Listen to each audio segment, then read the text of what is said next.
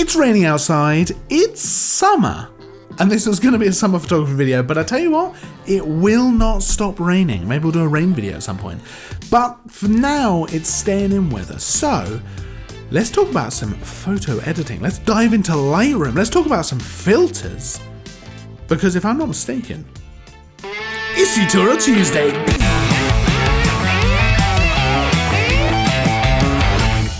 Welcome back to Tutorial Tuesday, where every single week, every single Tuesday, to be more specific, you get a brand new, fresh photography tutorial. Now this week, we're going to be diving into editing photos in Lightroom. We're using Lightroom Classic 2019 CC. We're going to talk about filters. We're going to talk about the graduated filter, the radial filter, and the adjustment brush, how to use them, what to do with them, what kind of really cool little tricks there are. We're gonna go quite deep, I think, into these. We're gonna really cover quite a lot. So hopefully there's gonna be stuff in there for beginners right through to people who use them pretty much all the time. But these are a great tool. These are a really powerful way to edit your photos. I love editing my photos using these because they allow you to make local adjustments. So rather than the kind of global adjustments, which you still make, but things like contrast and exposure and highlights and shadows and vibrance and stuff like that, which is going to affect the whole photo, these allow you to make individual changes to specific parts of your photos. So you can affect an individual part of your photo with different settings and stuff like that. It's very, very powerful, very, very useful. So let's dive in. I've got a bunch of photos here. I've got some landscapes, I've got some portraits, I've got all kinds of stuff. I've even got a little product shot. So, we'll see where this video takes us, But for now, let's start off with this photo, because let's start off with the graduated filter. So first and foremost, where are these awesome tools? Well, they're over here on the right, the top right of the screen. Above all the kind of sliders and stuff like that, you've got some tools up here. So we're going to be focusing on the three on the right: the graduated filter, the radial filter, and the adjustment brush. Let's start off with the graduated filter. So as soon as you left click it, you'll see that a new little panel opens with a bunch of different settings. We can go ahead and change those settings to then apply to a certain part of the photo. And what we're basically doing is creating a mask on our photo, which sounds really technical, but it's actually super, super easy. And what we're going to be doing then is creating this mask to apply some settings to an individual part of our photo, and then we can affect that mask after we've put it on there. We can change settings, we can even change what parts within the mask are actually being affected based on a bunch of different stuff. Oh, so let's get it going, So right here in this photo, you might think, well, there's not a lot that I would change. There's no sky to darken or anything like that. But that's not all you can do with graduated filters. Yes, they are very similar to a kind of gradiated filter or graduated ND filter that you might put in front of your lens, where you've kind of got it going from dark to clear, and it'll either go with quite a hard edge or quite a kind of gradual change. Yes, it's like that, but with a bunch of different settings. So for this photo, and if you've seen my how to color grade in Lightroom video, you'll be familiar with this photo and you'll probably know what we're gonna do. But don't worry, we're gonna jump into some other stuff as well.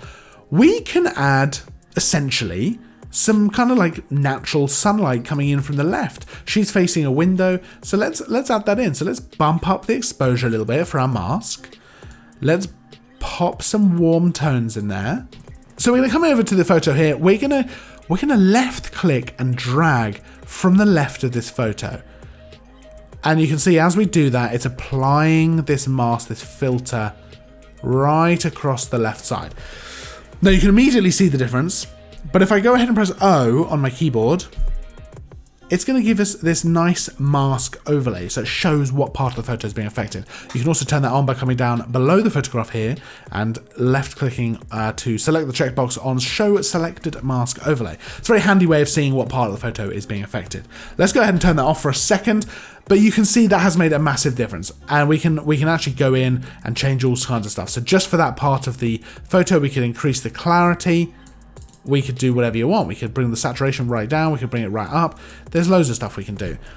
I really like using these graduated filters to create color contrast, to create light, to create all kinds of stuff. But we could go in here, we can come to the top of where these settings are, and you've got mask, new, edit, brush. Let's go new, create another one. Let's bring the exposure down to 0, we don't need to do that, and just bring some cooler tones in from the right. And all of a sudden, that's probably a bit full on, but color-wise. But otherwise, we've essentially created this very nice, we just go ahead and click done there. It's very nice color contrast kind of photo there, just using these graduated filters. Let's jump into another photo. Let's jump into this one here. We've got a nice city skyline here with a sun setting. We can go ahead and select graduated filter. We can go ahead and what we're going to do is we're going to brighten the skyline a little bit so we get a little bit more detail, and we're going to give it a blue tint so that it kind of contrasts with that orange sky. And we can come in here, we've set our settings, we just come over, left click and drag. And then that's not quite blue enough. I want to boost those shadows a little bit. And I can adjust after the fact. Now what you'll see, if I press O again, you can see where the mask is. You'll see there's 3 lines. So we've got the middle line here, we've got a bottom line, and then we've got a top line, which is difficult to see because it's right over that sky. But essentially this is controlling how much of a feathering effect there is on the mask. And we can affect that. We can affect that ourselves. If we go ahead and select that top line, left click and hold, and just drag it down so those lines are much closer together, you can see it's a much harsher border now. If I move the whole mask by selecting the middle line, that is a much harsher border. I can then go ahead and feather that out by selecting the bottom or the top line and just dragging them apart, because in a situation like this, you almost definitely want it to be feathered out. Normally I'll feather them out quite a bit. It's only really if you had a very, very specific kind of skyline, you're trying to darken a sky, that you might want to have a harsher kind of edge there. But otherwise I tend to go for a softer gradual shift. Now if I go ahead and remove the show selected mask overlay, you can see that that has given us a nice blue city skyline, but it is affecting a little bit of the sky as well. Now there's 2 ways that we can stop that from happening. You'll see over here above the settings, new, edit and brush. Let's go ahead and select brush. And now as I move my cursor back over the photo, it is different. It is now a brush. So if I go ahead and press O again, you can see where the mask is. We can go ahead and brush in an extra part of the mask. You just literally just left click and hold and just brush away. Now I'm going to press Ctrl Z because that is not what I actually want to do. And I'm going to press Alt and hold it. And that's going to change it to removing, to being able to paint away parts of the mask, erase parts of the mask. So I can come in here and I can literally just paint out the bits of sky that I don't want to be affected. Now I can adjust the size of this brush using the scroll wheel of my mouse. But as you can see, this is great. This is really great being able to do this. It's not always going to be the best way. You can see that, how am I going to do that wheel? Some of the buildings being affected, so I can go in and paint that back in, but it's, it's a little bit time consuming. So I'm going to show you another way that we can do the same thing. And this is what changes everything. So let's go ahead and paint this back in. This graduate filter, there we go. So we've got a nice blue city skyline. Let's bump the exposure a bit and let's bring it really down to being blue so that you can see there's a big difference. And if I press O, you can see that is really affecting quite a lot of the sky there. Now, what we can do to change that, you'll see below all these settings, there's another thing here that says range mask off. Let's go ahead and click off. Oh, there's a few extra settings. How interesting. Let's go ahead and click luminance.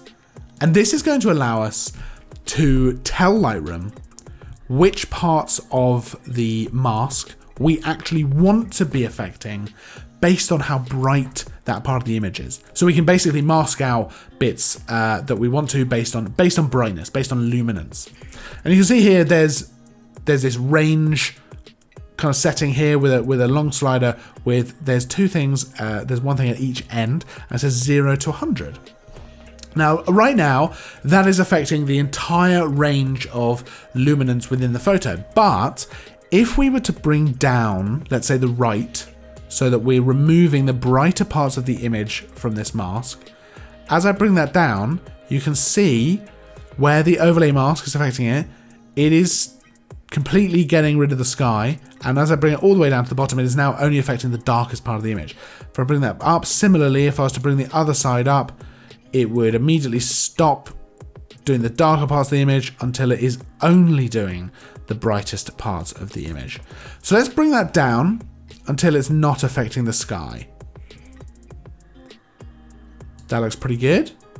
And I can go ahead and if I turn off the mask overlay, I can go ahead and turn on and off the graduated filters that we've got on this photo by selecting this little toggle down here at the bottom left of this panel. So let's turn it off and turn it on, and you can see what a massive difference that makes. But we're not really affecting that sky anymore, which is really important. That range mask is super powerful. That range mask is super powerful, especially if you've got a skyline with things like trees, where it's like almost impossible to paint that out. It's so difficult with trees. Oh, the leaves. But you can see that makes a massive difference. Let's just come over to one more photo where we can apply a graduated filter. This time, let's simulate a little bit of warmth coming onto some pools here from the sun. So we're going to do that. Lovely. I've just put some exposure and some warm color temperature there. Problem is, it's massively blowing out the sky. So let's come down to the range mask, luminance, and let's just bring that down until the sky comes back in. If I press O, I can see which parts of the photo it's affecting, or I can use this show luminance mask, which is going to turn it black and white and use red to show which parts it is affecting. Now you can see here that if I just bump it up a little bit, I'm getting a little bit of that cloud here in the top left, which I don't actually mind because it just gives it a bit of a warm tone. But if I bring it up too high, I start to get the sky, I start to get all the clouds, and then, yeah, that's not what you want. So let's just bring it down and let's press done. Ooh. And you can see there that we've really added some warm glow from that sun to St. Paul's. Let's go ahead. I'm just going to click the graduated filter. Let's turn it off and on again. Ooh. That is powerful. That is very, very cool. So that's the graduated filter. It's this super awesome way of just affecting a part of your image. And I love using it, as you can see from these examples. I use it a lot for kind of simulating light, kind of giving it a bit of a color temperature contrast. You know, I love that kind of stuff. I love it. But let's go in and do the radial filters now. Let's go and talk about them. Now, they're very, very similar. I think we've covered a lot of the kind of basics of what makes them interesting. With the graduated filters, they're basically the same sort of thing. But as you can imagine, they are a round filter instead of a graduated filter coming across an image. So let's select the radial filter. It's right next to the graduated filter. And we can again select our settings here. And then let's paint some in. So we're gonna, in this situation, we're gonna paint in. I'm actually gonna use some denoising as well. So I'm gonna within this filter, this mask, I'm going to apply some noise reduction as well. So that's quite a handy way. If you've got one area that's giving you a lot of problems, you can apply noise reduction to one specific area of the photo just by using this slider here called noise. Very nice.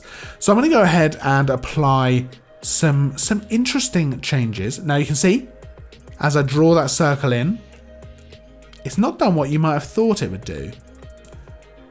By default, when you draw that in, it's going to actually affect the entire image apart from this area that you've selected as a circle. But it's very easy to change. You just go ahead down here to the bottom of these settings, as a little checkbox says invert, and we can just go ahead and do that. Now what I sometimes like to use the radial filter for, there's a few different things. You can use it to brighten an area of an image. That's usually what it'll do, just to draw the eye. But in this situation, we can use it to actually give some warmth and some light to these areas between some pillars here. And it makes it kind of feel as though maybe some lights are on.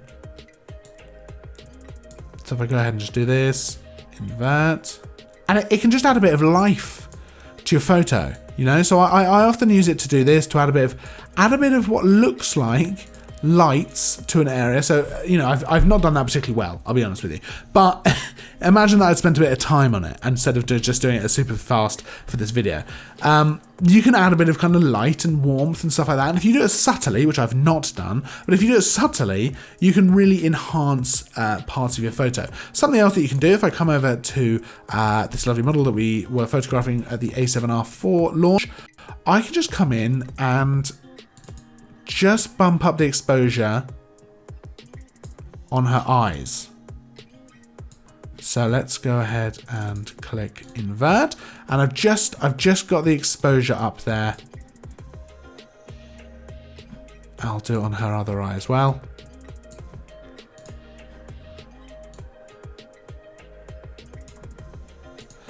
If I click done, it just draws your eye to her eyes, which ultimately is the part of the photo that matters the most. Now, I may have over-brightened it a little bit there, but you can see kind of where I'm coming from. You can see how this can create a point that you want to draw your viewer to. Similarly, in this photo, I might want to brighten her whole face, just so that it is the key part of the photo. So let's go ahead and draw like that, and then just rotate it.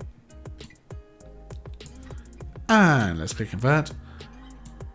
And reduce the exposure a little bit, but we've just brightened it a little bit. Now, you probably wouldn't even really notice that, but it does make a big difference. It makes your eye, you just draw your eye, your viewer, everything, you just draw them to the face, which ultimately is what you want to be doing. So that's the radial filter.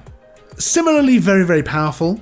I probably use it less than the graduated filter, because the graduated filter I use a lot, but it is great for eyes, for faces, for all kinds of stuff, and I use it to create light again and kind of areas of interest within a photo. So the final thing we'll talk about is the adjustment brush, which is a very similar sort of tool. It's up here in the top right. It's this brush icon. Again, when you click it, it's going to open this panel with all these settings, and you've got different ways of doing things. And this is a very, very powerful tool because it essentially allows you to paint your mask onto your photo. So for example, if I was to come back over to this photo, let's just remove that graduated filter that I popped on there earlier in the video. Delete.